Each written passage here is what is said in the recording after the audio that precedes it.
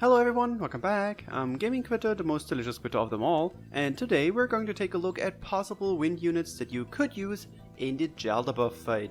This is basically some kind of second part, because we talked about which flame units you could use for the fight in another video just recently. Take everything with a grain of salt, because the fight isn't out yet, and I'm just theorizing a little bit here. Now let's go. Let's talk about sword units first. We do have quite a lot of good sword units in the wind element, but the one everyone has been using for a while will probably not be a good pick. I'm speaking of Templar Hope, the wind buff bot. He can still help with regen buffs, I would say, but that's about it, so yeet! One of the older units in the game is Wedding Elisanne, and she did have some time to shine during the high Mercury days, but hasn't seen a lot of use since then. With the upcoming Dominion fight, that might change, since she does decent damage and her healing field is immune to nihility. She also can lay down a field which decreases the enemy's defense by a whooping 15%. She does have a strength double buff ability which is useless here, but that is not a deal breaker in my opinion. Interestingly enough, out of the 4 5-star wind swords we have in the game, 2 are Gala units and 1 is a limited collab unit. Wedding Elisanne is the only non-limited one, just as a side note. Well, anyway, Mona is surely going to be a good unit in the fight, even with his Beast Eye effect getting deleted. Mona is also just so much fun to play, so more chances to play him are more than welcome. Gala recently got his Spiral, and with his Strength Amps, he and Miriam can build up Team Amps together. His Force Strike buff is safe, while his defense buffs are gone with Nihility.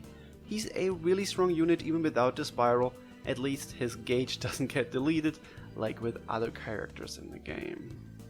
With Gala Leaf, we have a super fun unit with 2 different stances. He has the defense down ability and he can inflict poison. The things that sadly go away are the Sparrow Protection effect, which increases his defense in shield stance, and his Chain Core ability, which is a strength double buff. I think Leaf is viable though, thanks to him being able to inflict poison and defense down, but he is hurt a little bit by Nihility. I'm going to mention him because otherwise I will just get ripped apart by his fans. Kuhai's Apsara's formation effect that he gets from his S2 is immune to Nihility, making him a pretty viable character for the fight. He's all about critical damage, and since his buff doesn't get deleted, he'll be a nice unit to do some crits with in the fight if you want to.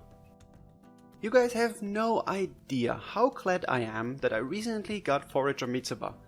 But most of her buffs get deleted by Nihility. The only thing that survives is the plucked Mantra Dish, which helps enable poison, and Mitsuba herself can inflict bleed on the enemy, but since her second skill is basically useless aside from that, well... The same sadly goes for Tobias. His stance is nullified, and so is his strength buff, so he goes into the trash can too.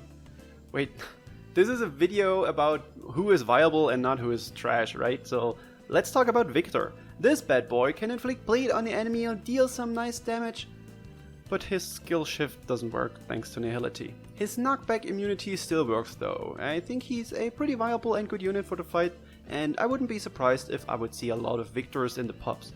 Sadly, Chadis isn't safe from Nihility and therefore completely negating most of his effects. He's still a good poison enabler I guess, and he has 2 built-in punishers, but since he loses his entire S2, he's only semi-viable. It comes to no surprise to anyone when I say that Gala Notte will be a top pick for this fight, simply because she is such an amazing and strong unit which also does not rely on any kind of self buffs.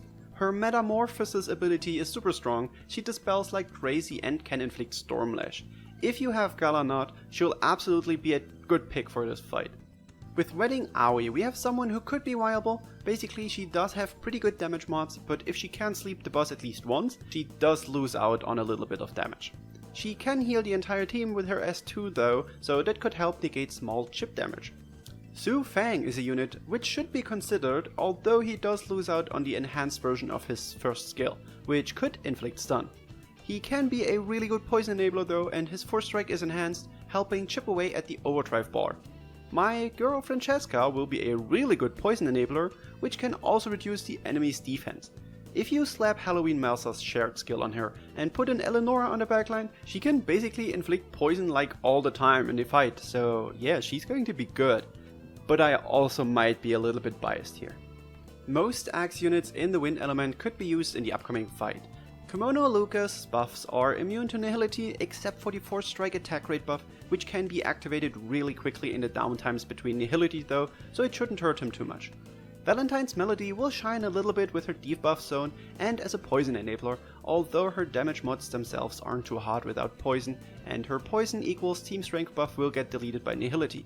Thanks to her built-in Poison Punisher ability, she's good on poison focused teams though. Lin Yu loses out a bit because Heaven's Breath does get destroyed by nihility, but I would say she's still a pretty good unit for the fight, even without those power-ups. Lance units in the wind element get hit pretty hard by nihility. Every single 5-star is either a buffer or someone who relies on buffs.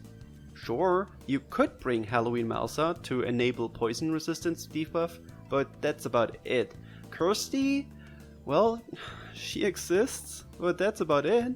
And Silas could be used for HP increases, but since that's totally random, it doesn't help out much.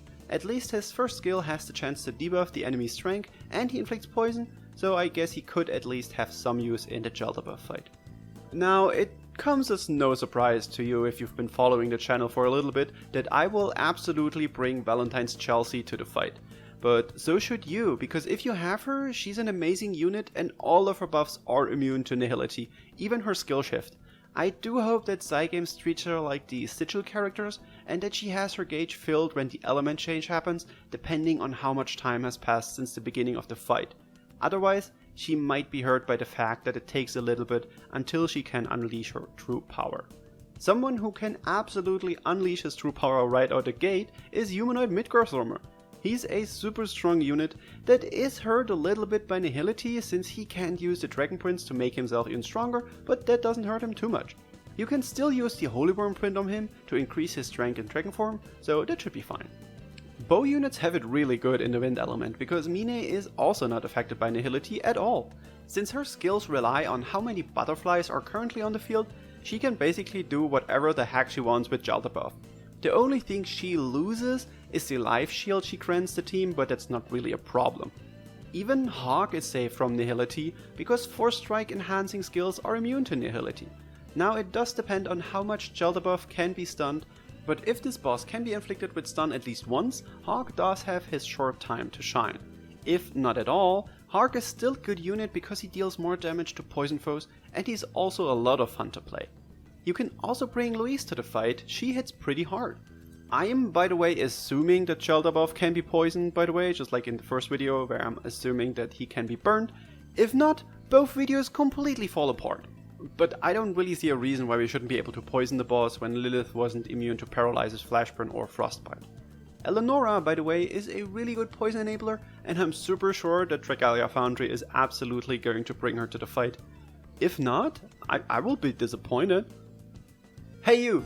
Yes, you, currently watching this video. If you're enjoying this content and you haven't subscribed yet, why not hit that sexy red button and ring the bell to always get notified when I drop a new video.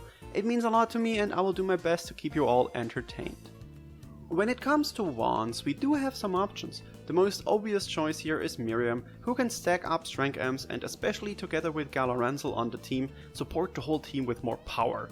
A unit that loses out a little bit of her buffs but could still be used is Summer Zenoa. She hits like a truck with her overload stacks, but also becomes quite difficult to play with them.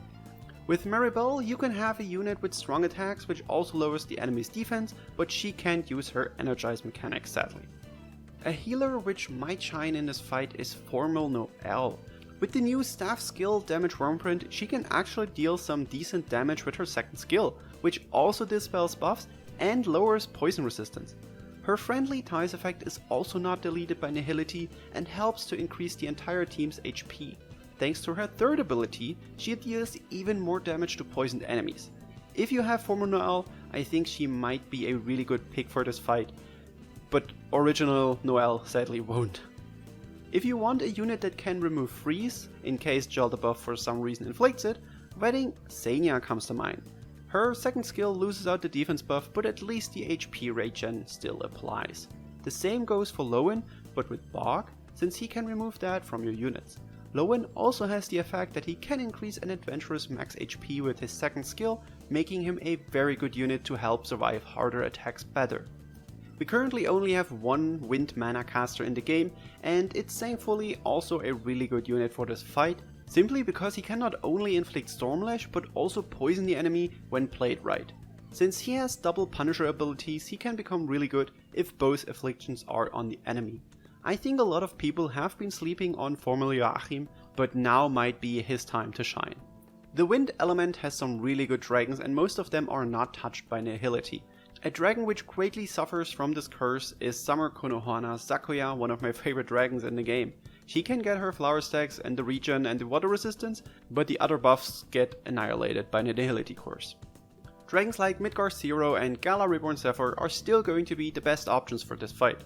And if you think Zephyr's elemental damage buff gets deleted by the curse, well then, you are wrong! The buff actually survives and does not get killed by nihility. Before I end this video, I quickly want to mention Grimnir. He will be a wind unit and at the time of me recording this, we haven't seen his kit yet. It would surprise me a lot if he would be not usable in the Dominion fight for some reason, so I'm sure he will be a viable unit in the Jaldabaoth fight too. Whew, what a long video, huh?